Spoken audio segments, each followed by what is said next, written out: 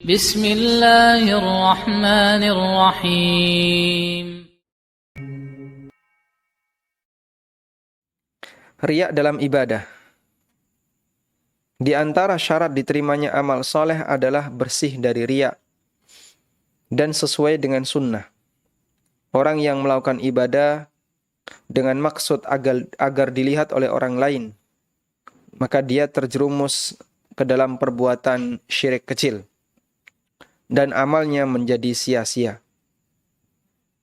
Misalnya dia sholat agar dilihat oleh orang lain. Allah Subhanahu wa taala berfirman, Innal munafiqina yukhadi'una Allah wa huwa khadi'uhum wa idza qamu ila sholati qamu kusala yura'una an-nasa wa la yadhkuruna Allah illa qalila. Sesungguhnya orang munafik, mereka yukhadi'una Allah, menipu Allah. Wa huwa khadi'uhum, dan Allah membalas tipuan mereka. Wa idza qamu ila sholati, dan sifatnya orang munafik, apabila mereka menegakkan salat, qamu ila kusala, mereka pun melakukan salat dengan cara malas-malasan.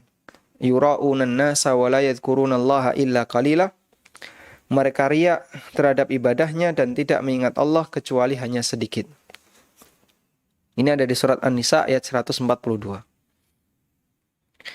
Demikian juga jika dia melakukan suatu amalan dengan tujuan agar diberitakan, didengar oleh orang lain, maka ini juga syirik kecil dan ini disebut dengan sum'ah. Pasangan riya adalah sum'ah. Riya itu biar ingin dilihat, kalau sum'ah itu ingin didengar. Dan ini sama-sama syirik kecil. Rasulullah SAW memberikan peringatan kepada mereka dalam hadis yang diriwayatkan oleh Ibnu Abbas radhiyallahu anhuma, man samma'a samma'allahu bihi wa man ra'a ra'allahu bihi. Barang siapa yang melakukan perbuatan sum'ah, maka Allah Ta'ala akan memperdengarkan aibnya. Allah tunjukkan aibnya. Wa man ra'a, dan siapa yang memperlihatkan amalnya berbuat riya, maka Allah Ta'ala akan memperlihatkan aibnya. Sehingga kalau kita tidak ingin aib kita diketahui oleh orang lain, aib kita didengar oleh orang lain, maka jadilah hamba yang selalu merahasiakan amal, hindari riya dan sum'ah. Di footnote dijelaskan, di bagian footnote, perbuatan riya adalah satu perbuatan yang dilakukan dengan cara tertentu supaya dilihat oleh orang lain dan dipujinya. Misalnya seseorang melakukan sholat, lalu dia memperindah sholatnya tatkala dia mengetahui ada orang yang melihat dan memperhatikannya. Sedangkan sum'ah adalah perbuatan yang dilakukan dengan maksud agar didengar atau dipuji orang lain. Misalnya seorang membaca Al-Quran, lalu dia memperindah suaranya, memperindah lagunya, tatkala mengetahui ada orang yang mendengar dan memperhatikannya. Baik. Sehingga, atau sum'ah itu ada dua makna ya. Pertama, mengeraskan suara ibadah. Yang kedua, menceritakan kegiatan ibadah. Kalau riya, bentuknya adalah menampakkan ibadah kepada orang lain, agar dilihat oleh orang lain. Intinya, sama-sama pamer ibadah kepada Allah Subhanahu wa ta'ala. Barang siapa melakukan satu ibadah, tapi dia melakukannya karena mengharap pujian manusia di samping ridha Allah. Jadi dia berkeinginan dua hal. Pertama, ingin dapat pahala, di saat yang sama dia juga ingin mendapatkan pujian manusia.